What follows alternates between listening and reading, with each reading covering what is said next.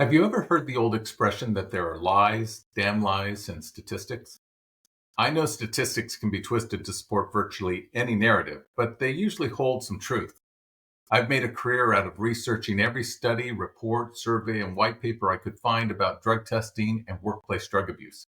In fact, I've written several books chock full of statistics. In 1992, while serving as the director of the Institute for a Drug-Free Workplace, I wrote a book called Does Drug Testing Work?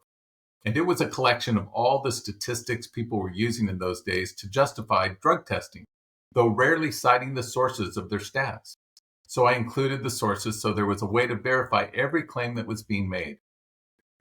There are two kinds of survey studies and reports: the ones that are time sensitive and must be updated regularly, and the ones that are timeless, the results of which remain valid for many years. For instance, how many people use marijuana changes every year, and reports must be updated annually to accurately reflect usage trends. But a study on how marijuana affects workers trying to perform safety sensitive jobs rarely, if ever, needs to be updated. After all, it's not as if drug users somehow become better at being impaired.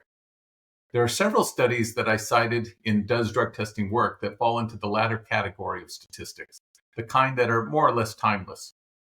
Some of these reports are oldies but goodies, but they are as relevant now as they were when they first came out. One example is a study conducted by the U.S. Postal Service that attempted to determine if there was a correlation between drug use and job performance. The findings were groundbreaking at the time. A 1994 book entitled Under the Influence: Drugs in the American Workforce, which is summarized at the National Library of Medicine, includes information about several important studies, including the Postal Service report. I highly recommend that website. Beginning in September 1987, the Postal Service drug tested 5,465 job applicants at 21 sites across the country. Test results were kept confidential and results were not considered during the hiring process.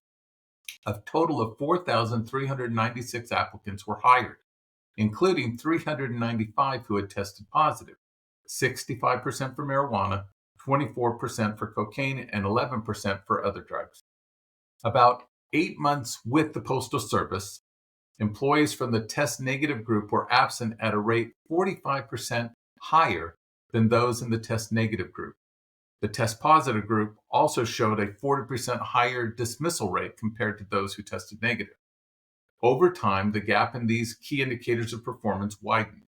After an average of 1.3 years on the job, the test positive group showed a 59% higher rate of absenteeism and a 47% higher rate of involuntary separation or being terminated. After 2.4 years, both the absenteeism and turnover gaps between the two groups increased again. The test positive group's absenteeism termination rates were 66% and 69% higher, respectively, than the test negative group. Finally, after 3.3 years on the job, the disparity in absenteeism rates remained at 66%, but the disparity in termination rates had increased to 77%. In an analysis of the reasons for leave, sick leave, leave without pay, and absent without official leave, or AWOL, the greatest was AWOL, easily the most serious and negative reason for leave. Finally, the study found that the test positive group was more likely to be formally disciplined, a risk ratio of 2.44, and to experience problems requiring the services of a formal employee assistance program, or EAP, a risk ratio of 2.67. The U.S. Postal Service determined that it would have saved approximately $4 million per year in lost productivity if it had not hired those who tested positive. That would be the equivalent of about $10.2 million in 2024. The accrued savings for one class of new employees over their tenure was estimated at $52.7 million, or $133 million in 2024. Now, why is the Postal Service report a timeless report that is at least as relevant today as it was when it was first released? Because drug-using employees are still as unreliable as ever. It's not as if drug users have spent the last 35 years learning how to be more reliable while maintaining their drug abuse lifestyles. Drug abuse still affects people the same way today as it did then, and that's true in the workplace, on highways, and everywhere else in society. Due to the difficulty some employers experience finding people to fill vacancies, they may be tempted to reconsider the value of pre-employment testing. Wouldn't they be better off not knowing who the drug users are so they can put people to work? Well, probably not. Consider the following. A 2021 report from First Advantage, a major provider of employee screening programs, revealed that post-accident drug test results are significantly higher at companies that have stopped pre-employment testing for marijuana.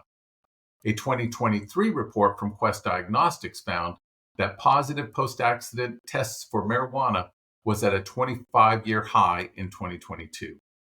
The sad truth is most drug users don't make good employees. As the Postal Service report shows, they are less reliable and more likely to be involuntarily terminated, fired for being unreliable, not showing up for work, and a host of other performance-related issues. And despite the fact that we live in the age of legal marijuana and increased drug user rights, employers still have rights too, including the right to hire the best candidate for the job, which is usually someone who can pass a pre-employment drug test.